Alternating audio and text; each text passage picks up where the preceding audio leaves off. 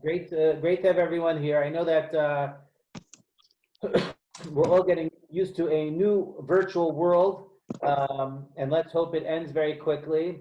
Although I must say that I had a conversation with a doctor who was on a conference call with 1,000 doctors recently. Said that the pandemic is only going to come mid-April, around Pesach time, to New York and Toronto.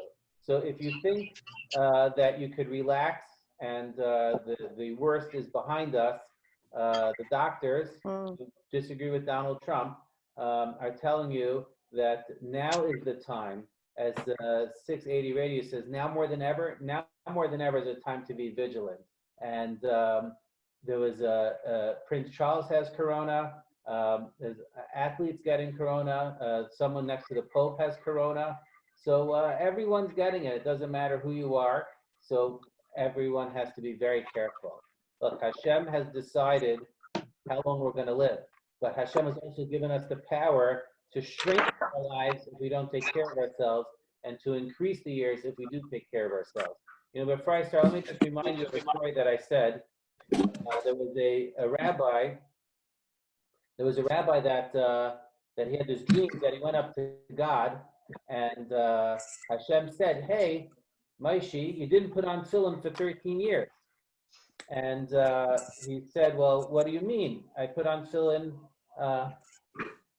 I put on tefillin every day of my life since I was a bar mitzvah." "Oh, Hashem, I get it. I didn't put on tefillin till I became a bar mitzvah." Hashem says, "No, I'm holding you accountable. For 13 years, you didn't wear tefillin." He said, "Well, I only didn't put on tefillin on Shabbos and on Yontif and before I became a bar mitzvah, so I don't understand what you're getting at." And Hashem said is that you were supposed to take care of yourself. And because you didn't take care of yourself, you died 13 years before you were supposed to die. So you thought you put on tefillin every day of your life, but really you're supposed to put on tefillin 13 more years. Where are those years of tefillin?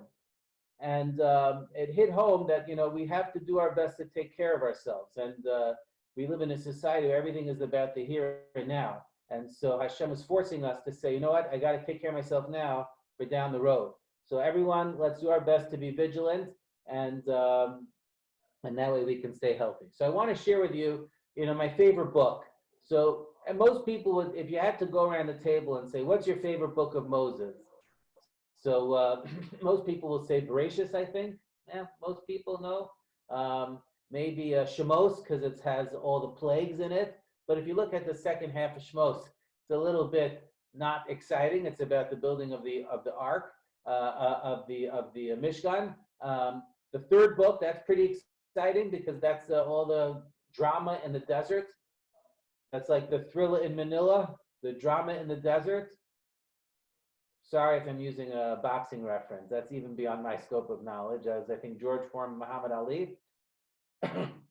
And the fifth book, at least, it's about us going into Israel. So that's pretty exciting also. But the third book for sure is, I think, would only get 2%. I don't even think it would get the numbers of like Cory Booker or you know, like really low numbers. I just smashed a politician. Okay, Ross Perot, like really low numbers. So the third book would get. And yet, as I mentioned last week, you know, there's something very special about the book of Vayikra, because the first book and the last book talk about creation.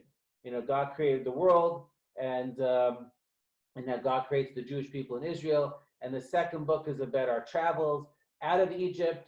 And then the fourth book is about our travels into Israel. So they sort of follow an A, B, C, B, A chasm. And so the middle is always the main thing. So the middle of the book is Vayikra. So it is really, in one perspective, the most important book, and it's not read by many people, but it is, in fact, the core of our religion. So I just want to share with you 2 or 3 thoughts about this awesome book. And of course, Vayikra starts off with Parsha Vayikra. And if you look at the Torah, I know you were all worried that I left. But if you actually look at the Torah, something's very fascinating. It's not a printing mistake, but if you look at the Torah that starts the book of Vayikra, you'll notice that there is one letter which is really small. So I don't know if everyone can see that, but if you look at the first word Vayikra, over here, over my finger, the aleph is tiny. Vayikra, the aleph is tiny. Why is the aleph tiny? So maybe because your publisher wanted to save some ink and wanted to save some money. I don't know if that's the case. Because if you look at every chumash in the history of the world, that aleph in the word Vayikra, the first aleph in the book of Vayikra, that's tiny in every book. Not only is it tiny in every book, but it's tiny in the Torah itself. In other words, since the Torah was written, that aleph was tiny. So what's the history behind the tiny aleph? So the rabbis, the Medrash, our tradition explains as follows, that God told Moshe, I want you to write this word, Vayikra. I called to you. I called to you, Vayikra. And Moshe said, well, do we have to spell it with an aleph? Why don't we just say the word without an aleph? Because without an aleph, that means like I chanced upon you. You know, if you have a leader of a country and he says, Elie, come and meet me, then it's special. But if I told my kids, the leader of the country wanted to meet me. He made a special audience with me. My kids would be like, that's so special. But let's say that I happen to be going into an elevator at the same time as the politician. And he says, oh, Elie, how you doing? I didn't realize we were going to be in an elevator. Let me ask you a question. What do you think about this policy? And I go home and I tell my kids, oh, wow, I met with the prime minister and he asked me about this policy. And then my kids say, well, where exactly did you meet him? Did you meet him at a business meeting? Did you meet him at Parliament? Where did you meet him? Well, I met him in the elevator downtown. We happened to be in the same elevator at the same time. So my kids would say, well, that's not so impressive. He bumped into you. So he was just being cordial. He asked you a question. If you're telling me that the prime minister said, Elie, come to my office and let's have a meeting about policy, then my kids would be impressed. Then they would say, well, he really wants your input. But if you just have a chance meeting with him, I mean, big deal. That's the difference between the word Vayikra and between the word Vayikra without an aleph, Vayikar. Vayikar is sort of, I bumped into you. Vayikra is, no, I'm calling you, I want you. And when Hashem connects to Bilam, the famous wicked person in the Torah, Hashem actually uses the word Vayikra without an aleph, because Hashem doesn't think Bilam deserves, I met you. Hashem says Bilam gets to meet me, but more than a happenstance way, not because he deserves it, not because he deserves this one-on-one with me. So Moshe said, I don't want everyone to feel that, I'm all that. So I want you to get rid of that aleph, that Hashem, you're calling to me, have it Vayikar. This actually shows us, now Moshe didn't know what was going to be the end result, but Moshe really requested that Hashem didn't say Vayikra with an aleph. He really wanted Vayikra without an aleph. And Hashem said, Moshe, you're so humble, I can't not listen to you, but I can't listen to you at the same time, because we know that the prophecy of Moshe was different than all the other Jewish and non-Jewish prophets. Whereas all prophets, Hashem sort of gave them their prophecy in their sleep, and it was more happenstance. Hashem's prophecy with Moshe was like you and I just conversing over Zoom. It was that immediate and that frequent and that clear. So Hashem says, I'll tell you what I'll do. I'm going to write the word with a tiny aleph. That will be my compromise.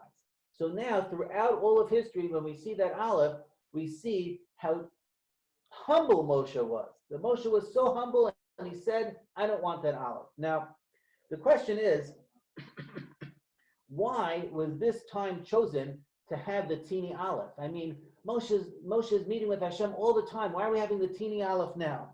So I'll tell you that actually it's a very good time to have the teeny aleph, because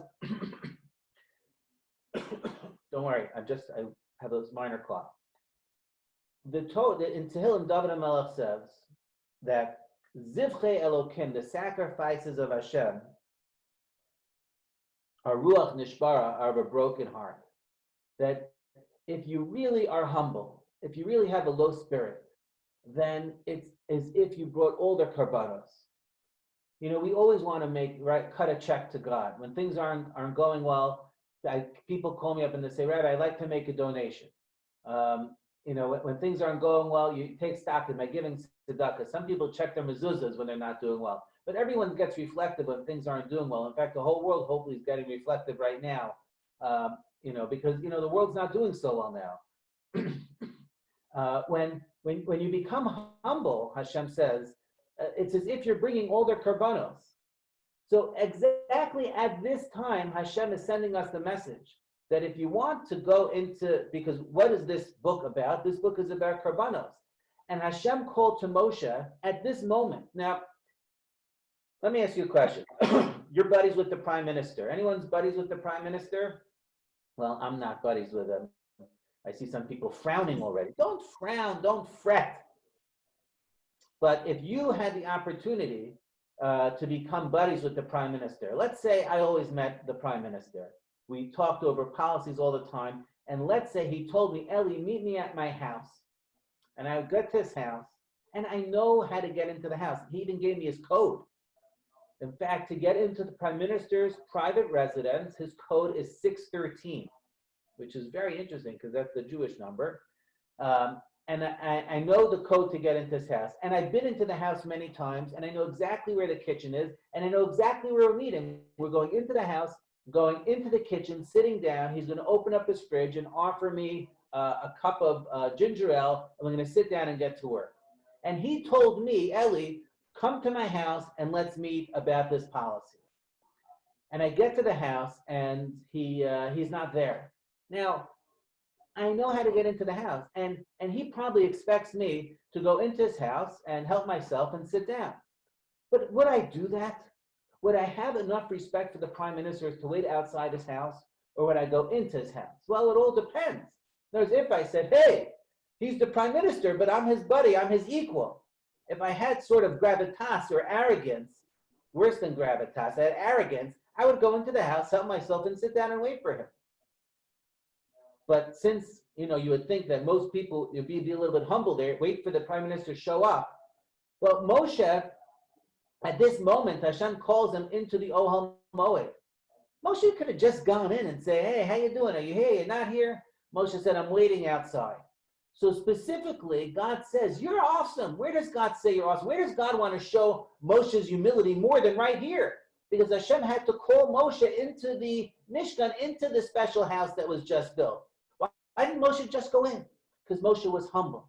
Moshe was humble, Moshe was humble, Moshe was humble. And if you're humble, then it's like you're bringing all their karbanos. You don't have to actually bring any karban because you're humble, and that's the gateway to everything. The first movie I saw in my life, I believe, was, I think it was called Fantasia. Is that with Mickey Mouse in the palace and everything going crazy? Fantasia. I think that's the first movie I saw. Actually, I think that movie gave me nightmares. I don't know why. Pretty scary movie. But the first non-animated movie I saw was Chariots of Fire. I know some of you are thinking, wow, you're young. And some of you are thinking, wow, you're old. But that was the first movie I saw. I think it's 1980. Is that correct? Can anyone Google that? 1980, Best Picture, I believe. Excellent music, correct? Da da da da da da da da da da da. Everyone. La la la la la la la. No, I'm just okay, all by myself. Okay. So in the movie, there was a great line which stuck with me, even though it's been 90, 2000, 40 years ago. Oh my gosh. So I don't even know the character. I don't remember all parts of the movie, but I think the Jew had to run on Shabbos, and he wouldn't run on Shabbos. And then his friend who was a Catholic said, he was running for England. And he said, I don't run for England. I don't run from myself. I run for God. Because God gave me this talent and I'm going to use it. That's why I run. And that line always stuck with me, because if God gives you a talent, you have to use it. And Moshe's talent, he was one of the most talented people, and he used it for God. If he said, oh, it's all about me, he would have been arrogant. But Moshe used all his talents to say, what can I do for Hashem? And that's why Moshe was so special. As I mentioned a couple weeks ago, that's why Har Sinai was chosen, because Har Sinai was the most humble of all mountains.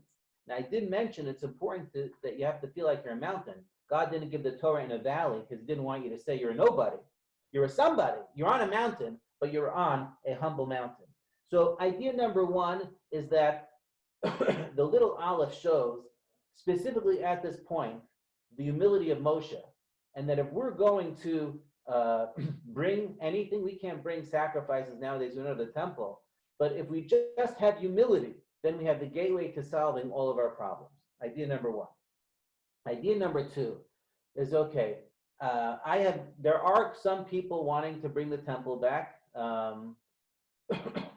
but when the temple does come and you do want to bring a sin offering, does anyone know what an elevation offering is called in Hebrew? An elevation offering is called an olah. It gets entirely consumed. It's brought on the northern part of the temple. So here's how you would bring an olah. You would go, here, animal, come over here. And you take the animal, and the animal would have horns. This is not a Jewish reference. That's anti-Semitic, okay? You take the animal, and you place your hands on the head of the animal and weigh it down. And you would confess, and you would say, God, I am so sorry for gossiping, for stealing, for looking at things I shouldn't look at, for saying Lashon Hara. Anyways, I'm just talking about myself here, not about you. But I would go through all of the things and I would confess. And then after I would confess, the halacha is tekef smicha l'shchita. You're supposed to slaughter the animal right away. So after I confess, and the Torah goes out of its way, and the Rambam goes out of its way to say it must be on the head.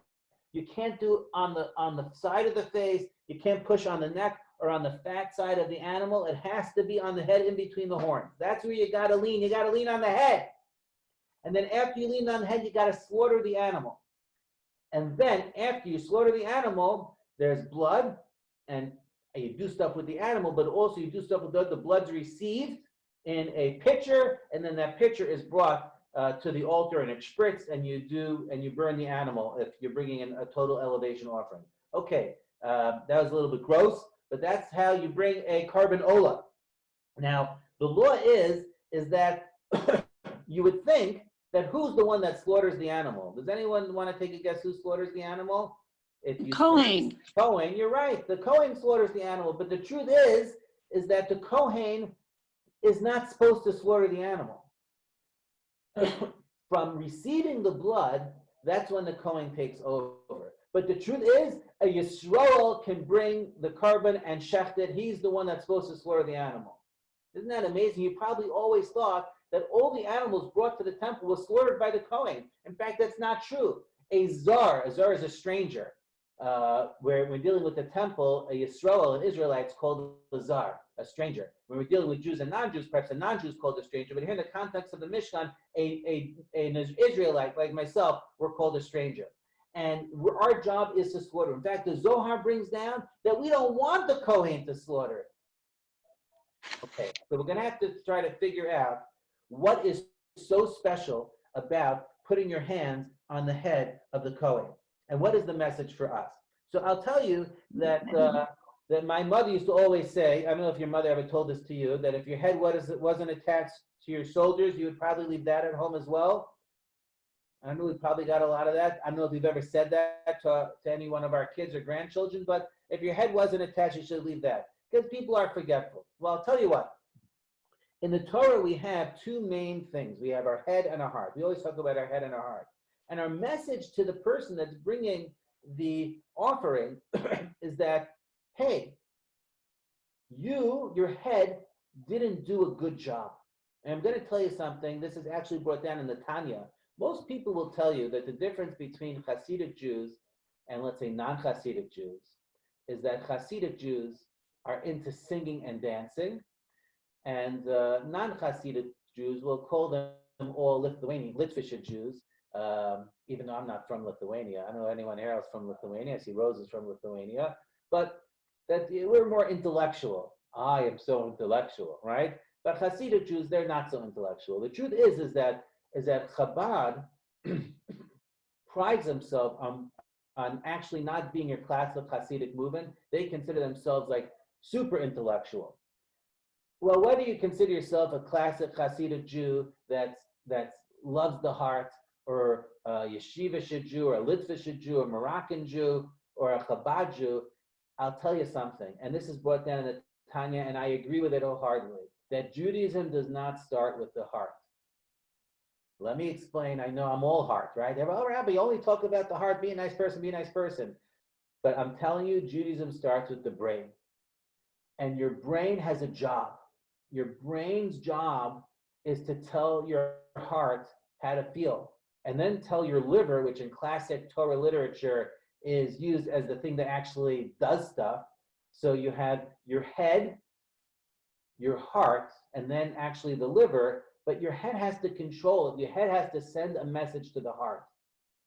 If you really are told if you smoke another cigarette, you will die, you have to intellectually get that.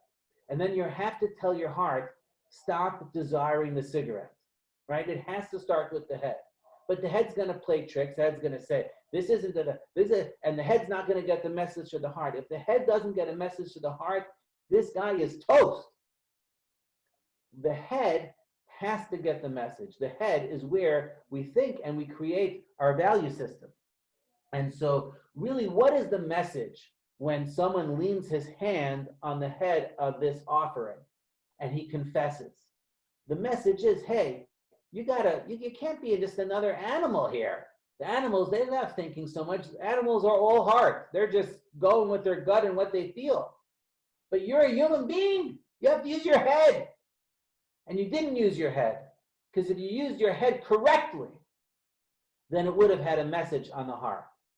And so the first thing we do is we confess on the head and not on the neck, not on the back, not on the sides of the animal, but we confess on the head of the animal because we need to say our head didn't do its job. Now, I don't know about you, but every Friday night I sing Shalom Aleichem. Who here sings Shalom Aleichem? Does anyone do it 3 times each stanza?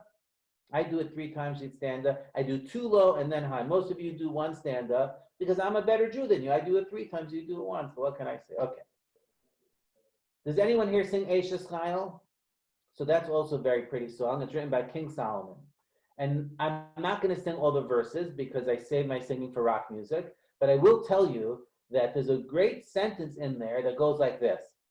Pia pascha v'chachma b'toiras chesed al lishona, that the Torah of chesed is on her tongue. This is in a reference to not only King Solomon's mother. Who was King Solomon's mother? I'll give you a hint. It starts with the baseball bat. Yes? Eva. Very good. So, and we have a tradition that not only did King Solomon write this for his mother, but it actually was originally written by Abraham at Sarah's funeral. You would thought he gave a speech, but actually he wrote a poem in honor of his late wife Sarah, and that's the original Eishes Chayil, but which is pretty neat. But what does it mean? The Torah's chesed al lashona, the Torah of kindness, is on her tongue. Has anyone met a Torah of not kindness before? What does it mean, a Torah of kindness? And the rabbis in the Talmud wonder, what does it mean, a Torah of kindness? So one rabbi says, because the Torah that you learn out of love, that's the Torah of kindness. The Torah you learn because your teacher's making you learn, that's not a Torah of kindness. But there's another interpretation. A Torah that's used to help people, a Torah that inspires you to impact other people, that's the Torah of Chesed. But if you're just studying Torah in your house, well, we're all in our house now, but you get my point. If you're just studying Torah in your house and you're not doing anything with your Torah, you're not sharing the warmth of Torah or the Torah lifestyle with anyone, then that's not a Torah of Chesed. That's a Torah of miserliness, of stinginess. So 1 second here. The rabbis actually call the Torah of kindness a Torah which you share with other people. So if the Torah just stays in your brain and doesn't make it to your heart, that's not what we want. You know, from all the things the Torah is, what part of the body does the Torah resonate with most? I would say the Torah resonates with the brain. It tells a Jew how to think. But if the Torah is only going to be up there in the brain and it's not going to make its way to the heart, what's the point? What's the first letter of the Torah? Does anyone know? I'll give you a hint. Beit. Beis from Bereshis. That's an easy one. But what is the last letter of the Torah? I know you can Google this. You can actually look at a chumash near you. I'll give you a chumash. Last letter of the Torah. Give 5 seconds. I don't want to take a guess. 3, Aleph. 2. Aleph. Guess. The last letter of the Torah comes with the word Yisroel, and the last letter of that word is, of course, a Lamed. Lamed. Oh, Lamed. Don't tell me that it spells the letter bull. Well, that's not a good lesson. But if you switch those letters around, Lamed and Beis, you get a very special word, which is L. because the goal of the Torah is to impact your heart. Now, it doesn't start with the Lamed and end with the Beis, because the goal is not to complete the Torah and leave it. The goal is always to go back. So when you finish the Lamed, you go back to the Beis. So Lamed and Beis. The whole goal of the Torah is to have a Jewish brain. But the Jewish brain has a job, and that is to impart some Judaism to your heart. So yes, I'm all heart, but the only way to have a Jewish heart and to control yourself, because to have a Jewish heart sometimes means you have to do stuff, and sometimes means you have to show self-control, which is interesting, because to be a great Jew means to do things, but also to not do things. So my heart has to tell me to help people, but my heart also has to tell me, no, don't open up your mouth. That's Lashon Hara. You can't eat that. So it's a lot of self-control. So hearts sometimes are very difficult with self-control. Perhaps that's why we're all in our house now. We have to maybe learn a little bit on Yesh Gvul, that we have boundaries. We're not respecting the boundaries of people. So we're stuck in our own sort of 4 cubits here. But that's the goal of the Torah. The goal of the Torah is to give you a Jewish brain. The goal of bringing the offering is to lean on the head of the animal. And that's why we don't want a Kohen to bring the animal, because when you lean on the animal and you slaughter the animal, you're saying that, hey, here's the head not connecting to the heart. Now, we don't want our Kohen, who represents, the ideal Jew, who represents the head to the heart. We don't want him bringing an animal, because if he's slaughtering an animal, he's separating the head from the heart. That's our problem. We messed up that. But if the Kohen actually did that every day, 100 times a day, and we didn't have the Yisrael do that, then it'd be big problems for the Kohen. He'd almost be like a person that's constantly involved in separating the head from the heart. By the way, in Jewish tradition, this is why we have 3, the matzah represents 3 different types of Jews. Has everyone heard that the matzah represents 3 different types of Jews? There's what's it called again? There's New York Jews are the top. No, Kohen, Levi, Yisrael. Wow. Right? So the Kohen, Levi, Yisrael in our tradition also represents, the Kohen represents the brain of the Jew. The Levi, any Levis out there? The Levi represents the heart of the Jew, and the Yisrael represents the liver of the Jew. Now, when you say, I don't know if anyone remember Bilam. We haven't gotten to Bilam. Bilam was like a half a year ago, but Bilam was a really, really smart guy, and he had the thing mentioned in the beginning that Hashem spoke to him not with the Vayikra, but with Ad and Aleph altogether. And Bilam knew something that most people didn't know. This is actually brought down in the Gemara in Brachos on page. Hold on, I'll tell you. On page 7, and on page 7 on Daf Zayin it says that Bilam knew the exact moment that God allowed himself to get angry. So I'm Hungarian, so I allow myself to get angry only 10 hours a day. But Hashem allowed himself to get angry at one moment. And Bilam knew, I don't even know what that means, by the way, so don't ask me, what does that mean? Hashem allowed himself to get angry one moment of the day. Good question, I don't understand what that means. But at that moment, Bilam knew that exact moment, and at that moment, he was going to curse the Jewish people. Curse the Jews, That'd be really bad, because I'm Jewish, and I don't want to be cursed. So Tosos says, well, how long was that moment? Was that moment like 20 seconds? Was that moment 10 seconds? How long was that moment? So the moment is, you know how you say moment in Hebrew? Rega. Right. But you can go like this. But isn't rega wait? Rega means wait. Yeah, it means give me a moment. Rak rega. Rak rega, right? But you have to do it this.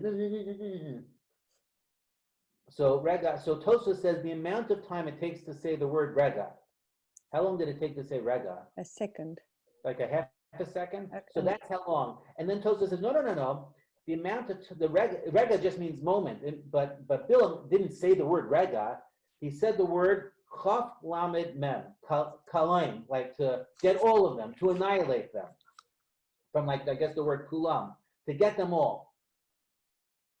But Hashem, of course, had other plans. When Bilam said that, instead of saying the word chaf lamed mem, He blessed them. he called them melech. So Hashem got his last laugh at Bilam. Instead of saying a really bad word, annihilate them, He blessed them. Hashem. Now, melech is actually a beautiful bracha because the word to annihilate is chaf lamed mem. Well, how do you say liver in Hebrew? Kaved. How do you say heart in Hebrew? Lev. How do you say brain in Hebrew? Moch. Ah. So what Bilam was trying to say is that when the Jewish people act, feel, and think, then they are going to be annihilated because a Jew doesn't operate like that. Hashem says, but the Jewish people are melech. You know what a king is? A king is someone that starts with his brain. And then he tells his brain, hey, I can't just have these ideas stay in my brain. I got to tell my heart. And then my heart has to tell the rest of my body how to behave, what to do. And that's really the power of what's going on here when we put our hand on the head of the carbon. We say, carbon, I messed up because my head was not in the right place. It didn't do its job. It stayed in my brain. How many Jews in their brain are thinking bad thoughts? We're all thinking good thoughts. Just today I said I'm going to eat well. I said I'm going to have a simple piece of bread, put a sliver of cream cheese. We're talking at most 8 tablespoons, nothing major. Just a sliver of cream cheese, just a sliver. You know, when you're really working it to get to move it around, a sliver, and I put a thing of lox on it, one of our last pieces of lox, and I ate it, and I said, Elie, that's it till lunch. And I'm gonna bench, and I benched, and as I'm walking out, Rivki had made every Rosh Chodesh, she makes chocolate chip pancakes for the kids. And she made like 50 of them, 50. And I'm thinking, there's no way the kids are going to eat that and it's going to go in the garbage. And that would be a waste of Rivki's time. You should have brought it to us virtually. Anyways, so I only had one. But I said to myself, Elie, your head didn't speak to your heart. As my mother-in-law always says, better in the garbage than in you. So I think that I'm giving a class that my brain has to speak to my heart. And as I'm giving the class, as I'm leaving my house to the shul to speak, my brain did not speak to my heart. So I think we have to become melech. We have to become in charge of ourselves and make decisions, especially now. Everyone's always complaining, I wish I had time for this or that. And now we have time for this or that. So are we going to do this and that? So this is the greatest health crisis that the world has faced, but it's also the greatest opportunity the world has faced to actually accomplish things that they've always wanted to accomplish. So it's, as the book says, the best of times and the worst of times. So that is idea number 2. Idea number 2 is that this is what Hashem wants from us. Hashem wants us to be a Kohen, and then Hashem wants us to be a Levi, and then Hashem wants us to be Israel. Hashem wants us to use our brain, our heart, and then our actions. And if we do those things, so then our Torah, as we say in Eshes Chaya, won't just be a Torah, it'll be a Torah Chesed, because the Torah of kindness is a Torah that actually influences your heart. Okay, idea number 3. Now that we're talking about melech with a chaf, we're going to talk about melech with a chaf. So salt plays a big prominence in Judaism. Did you know that every carbon, the Torah says in this week's Parsha, has to have salt?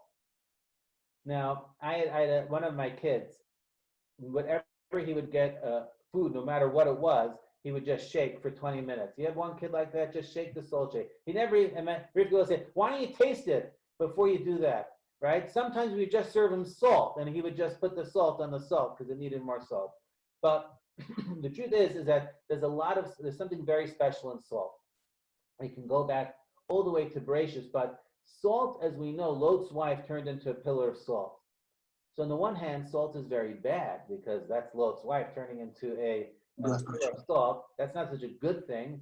I don't know, does anyone here want to turn into a pillar of salt? No, I don't want to turn into a pillar of salt. So salt's a bad thing, and yet every carbon, every offering had to have salt. In fact, that's what we do every Friday night when we cut the challah. What do we dip it into? We dip it into Salt. Salt.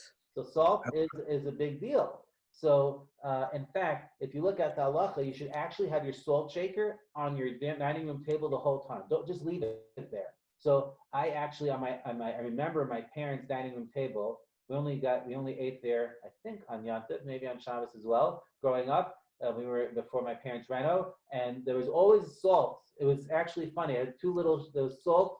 I don't know, does anyone still have this where the salt is open and it has little shovels in it?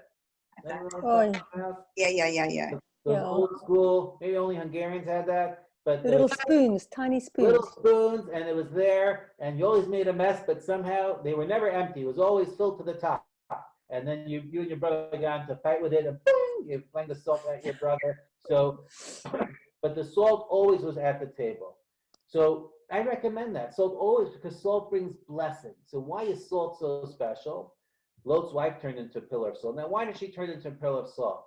So everyone says because she turned around and she said, "Oh wow, what's going on there?" I mean, if you would see a car accident, you wouldn't look at the car accident. Yeah, but we all look at car accidents. So there's a big car accident going on behind Lot's wife. So she turned around to see the car accident. That's not what the rabbi said. If that's why she turned around, I don't think she would have been punished. She yearned to go back. She yearned to be there. Right. That was why she was punished. So she turned around, excellent. Well, she turned around and said, I'm yearning, I'm going to miss that lifestyle. What's that lifestyle? That lifestyle is preserving the Sodom values. Yeah, And so she turned into a pillar of salt because the salt is something that preserves. You want to preserve that lifestyle, so you'll stay forever yearning for that. But there's another positive of salt, which is preserving healthy lifestyle. So when we have at our Shabbos table, and really even on our Tuesday table, we have salt, we're combining the two values of salt. Salt serves as a preservative and also gives things taste.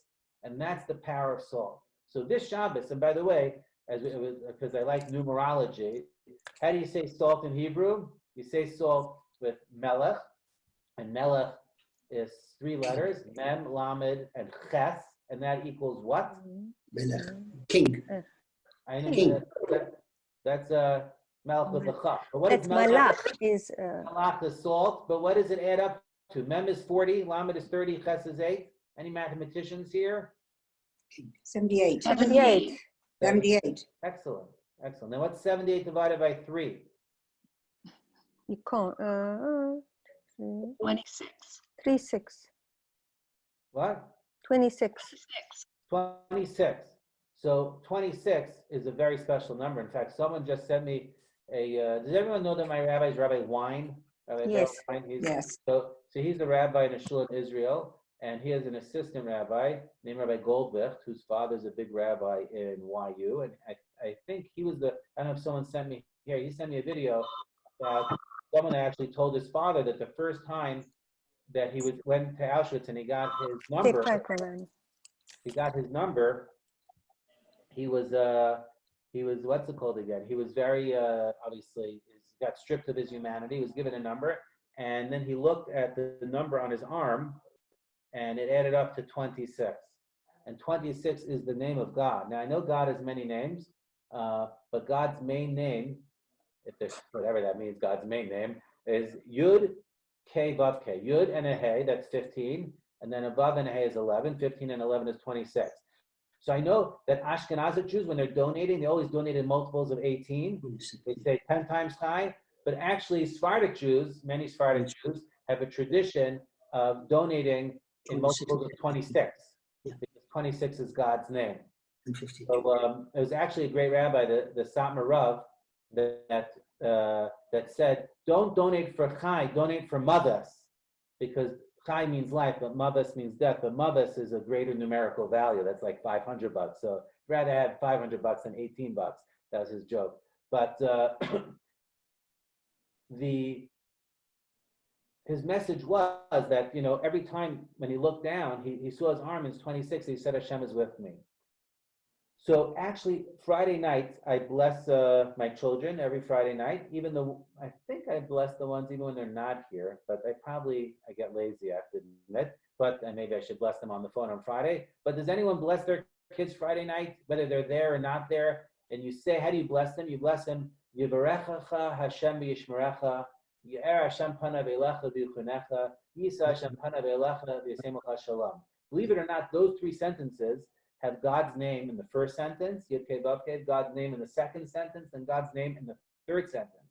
So when I've mentioned this before, when I dip my challah into the salt on Friday night, and I give each person a piece of challah, so I actually want to give them the whole blessing, that whole three-sentence blessing, Yivarech Hashem Yishmech, I want to give them that blessing. So how do I give them that blessing? I close my eyes. This is not while I'm cutting, by the way, because that would be dangerous. I'm saying when I already have the challah, and I dip the challah into the salt 3 times, because it reminds me that if I take the 3 times that Hashem's name is mentioned in the blessing, that actually equals to salt. So I do bang, bang, bang, which is Hashem, Hashem, Hashem, into the salt, which equals 78, which equals Hashem, Hashem, Hashem, and then I disperse the challah. So I actually don't do lots of Kabbalistic things that I can tell you about, that I actually do. I don't do a lot of Kabbalistic things. But the one Kabbalistic thing I do is when I hand out salt, I dip it into the challah 3 times. That way I get the power of 78. What's 78? 78 is not only the numerical value of salt, but 78 is God's names 3 times, which is that blessing that I had just given my children moments before I went to the washing station. So that is the idea of Melech. So I just want to end off with one story. I said, let me just see everyone here. Okay, beautiful. Hello, everyone. Hello, Rabbi. Okay. That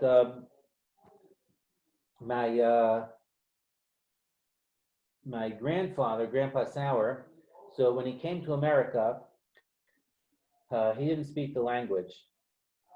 I guess the international language is broken English, and he didn't even speak that. And he worked as a cab driver, and he owned a couple of Costco's type of stores in Hungary. And as I mentioned, I mentioned him a lot. He was also my neighbor. So my parents lived on 30 McDonald Street. I lived on 30 McDonald Street, and they lived on 34 McDonald Street. So I was in their house all the time and heard many of the stories over and over again. And one of the stories he used to always say is that when he got to America, he was blessed with 2 children, but unfortunately, one of his children, his daughter, Bela, Chaya, died of cystic fibrosis. So can you imagine surviving the war, getting married, starting over, and then having to bury a child? So it's actually amazing because I didn't even know I had an aunt till I was 20. It was a secret. It was really bizarre how I even found out. And then one time I was at a cemetery with my family because my grandfather's uncle had passed away. He actually lived in 3 centuries. He was born in 1899 and he died in 2002. How many people live in 3 centuries? And he actually said, one time he told me that the merit to a long life was to only be married once, because he only was married once and he got divorced after around 7 months. Anyways, that was his joke. Ricky doesn't like when I say that joke over, but that's a true story. He was only married for around 7 months.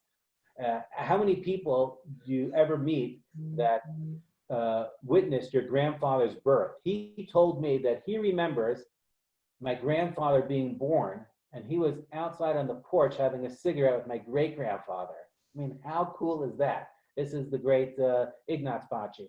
So when we went to Ignaz Bachi, when we went to either for the cemetery or for the unveiling, my grandfather said, come with me, and we all went to the tombstone of his daughter, Bela Chai, who my daughter is named after.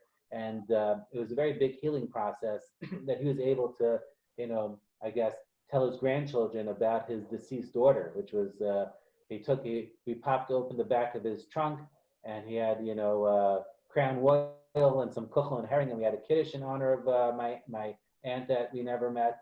It was a really amazing moment in all of our lives. And here he is. He's young. He's was wealthy before the war, and now he's working as a cab driver. And he broke his leg, and he's in this hospital room. And there's hundreds of people in this hospital room. Can't make money. Can't even be a good cab driver because everyone's speaking to him foreign languages. There was no Waze back then in the early 50s, I believe. Maybe there was Waze back then. I don't know. And he's putting on his tefillin, being very humble and private about it. And one of the hospital chaplains sees that here's a yid. So he walks over to the yid, and my grandfather just pours out his heart to him, and he says to the chaplain, what's going to be? And the chaplain says, what do you see outside? And he says, I see it's raining.